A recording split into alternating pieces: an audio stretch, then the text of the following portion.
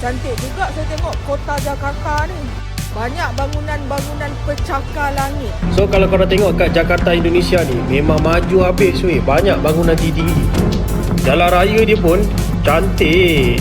Dan kami pergi kepada ibu kota Nusantara, melihat perkembangan bagaimana perancangan Indonesia. Ini negara-negara miskin, kita negara kaya. Ada satu pemandangan yang mungkin beberapa tahun lalu sulit dibayangkan. Seorang warga Malaysia datang ke Jakarta, melihat gedung-gedung tinggi menjulang, jalan raya yang semakin modern, kawasan kota yang semakin hidup, lalu dengan spontan mengatakan, "Cantik juga saya tengok kota Jakarta ini." Bahkan ia mengaku terkejut melihat begitu banyak bangunan yang seolah-olah memecah langit. Bukan hanya itu, ia juga melihat bagaimana Indonesia sedang membangun masa depannya melalui berbagai proyek besar, termasuk Ibu Kota Nusantara dan Visi Indonesia Emas 2045. Pertanyaannya, mengapa pengalaman seperti ini menjadi menarik? Karena kali ini yang berbicara bukan sekadar wisatawan biasa. Ia datang dari Malaysia, negara yang selama puluhan tahun sering menjadi salah satu pembanding Indonesia di Asia Tenggara. Dan ketika seseorang dari Malaysia datang langsung ke Indonesia lalu mengakui bahwa perubahan yang terjadi sangat besar, tentu saja pernyataan tersebut menarik perhatian. Selama bertahun-tahun Indonesia memang tidak selalu dipandang sebagai negara yang paling maju di kawasan. Banyak orang melihat Malaysia sebagai negara yang lebih dulu memiliki infrastruktur modern, kota-kota yang tertata, gedung pencakar langit, serta standar hidup yang relatif tinggi. Kuala Lumpur dengan Petronas Twin Towers-nya menjadi salah satu simbol kemajuan Malaysia yang sangat dikenal dunia. Namun sekarang, pemandangannya mulai berubah.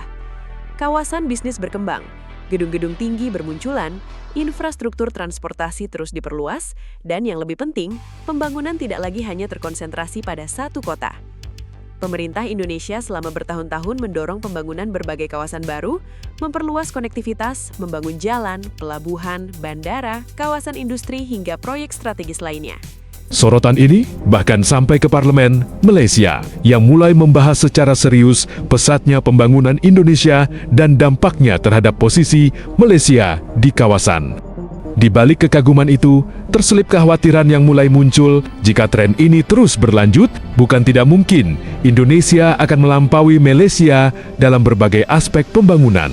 Situasi ini menjadi sinyal kuat bahwa persaingan di Asia Tenggara semakin ketat dan Indonesia kini tak lagi sekadar mengejar, tetapi mulai memimpin.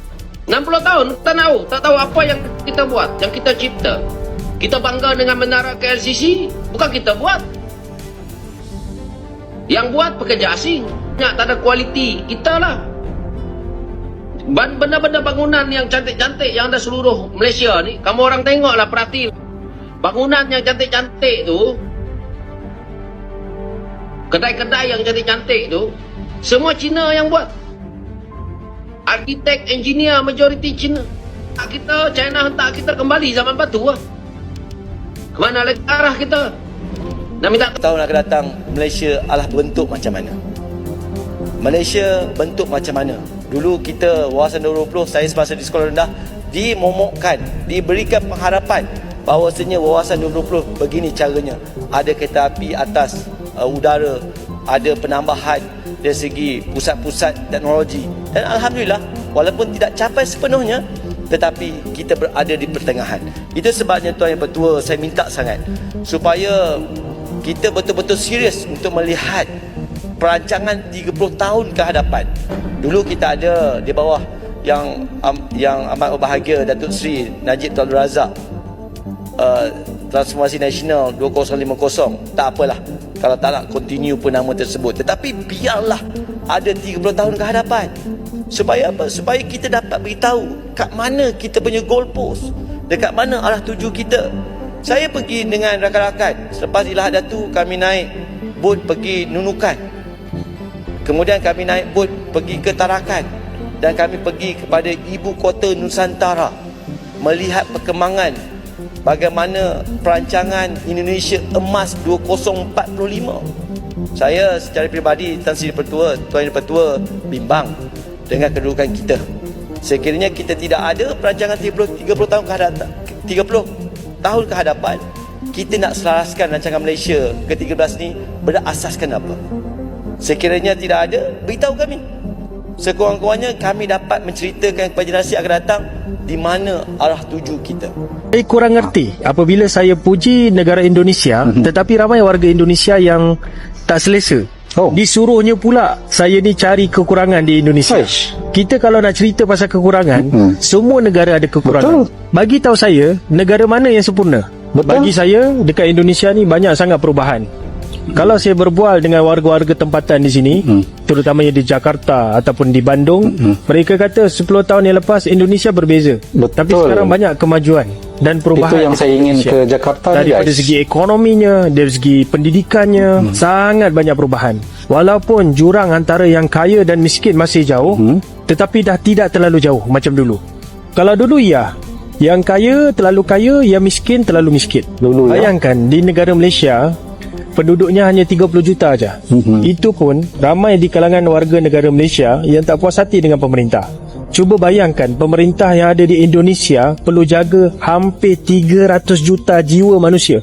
Nak puaskan hati semua orang memang tak boleh. Sebelum saya datang ke Jakarta ataupun Bandung, ramai yang kata suruh hati-hati sebab banyak pickpocket dan sebagainya. Tetapi bila saya sampai di sini, apa yang dibayangin tu tak seperti yang dibayangkan.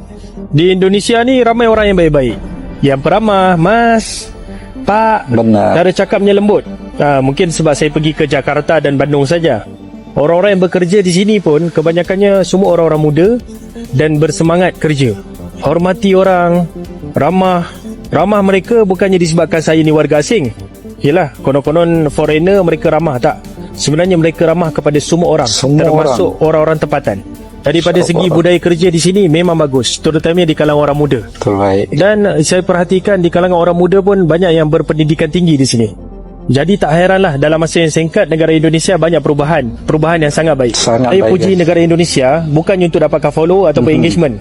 Untuk apa? Bukannya ada apa-apa bisnes pun yang saya buat dekat negara Indonesia ni. Tengok Jakarta semata, pergi tengok seluruh Indonesia, lepas tu bandingkan balik dengan Malaysia. Kita cakap pasal Jakarta, bang. Kita cakap pasal Jakarta. Dia seumpama macam kau suruh cakap pasal KL, lepas tu kau suruh tengok satu Malaysia, termasuk Sabah, Sarawak, lepas tu negeri-negeri yang kadang-kadang jalan pun tak siap. Dan setiap negeri ada je kawasan-kawasan pedalaman yang orang dia hidup susah. Kira lah, sekaya mana pun negara tu, masih ada wujudnya orang miskin. Jepun ke, Korea ke, Australia ke, New Zealand ke, mana-mana negara yang konon-konon kaya, dekat kawasan pedalaman tu pun banyak orang miskin. Bukan tu je, homeless pun banyak, yang tak ada rumah, tak ada tempat tinggal. Saya bercakap pasal Jakarta, Indonesia, ibu negara Indonesia yang dah banyak berubah. Dan orang Indonesia pun banyak yang kaya ni. Korang tengok ni. Ni kereta Alza, nampak? Lawa kan Alza dia? Daihatsu Alza. Indonesia berubah disebabkan rakyat dia ramai merantau. Pergi ke negara luar, lepas tu bawa balik duit masuk ke dalam negara. Kalau korang nak tahu, orang-orang Indonesia ni kalau pergi ke money changer, diorang tukar USD weh. USD. Itulah masalah mata wang yang menjadikan kita berkasta. Seumpamanya kalau negara tu mata wang dia rendah, seumpama macam taraf dia rendah. Kalau mata wang tu tinggi, konon-konon negara tu taraf dia tinggi. Tak semestinya gitu ya. Tak semestinya gitu. Itu sebab saya kata negara Indonesia dah banyak berubah. Kalau pemimpin kita terlalu selesa, akhirnya negara kita ketinggalan. Kita memang ketinggalan dan saya respect Indonesia dalam bab ini. Okey, kalau dulu kita katakan jiran kita ini Indonesia agak ketinggalan, tapi benda itu dah berlalu. Indonesia sekarang ni, you got my respect, memang dah jauh ke depan dari sudut teknologi, dari sudut pasaran, dari sudut ekonomi, dan even dari sudut politik pun lebih stabil daripada Malaysia. So kudos to Indonesia. Itulah bangunan tertinggi di Indonesia yang kat belakang aku tu. Orang Indonesia sendiri pun ramai yang tak tahu pasal ni. Autograph Tower ni terletak dekat ibu kota.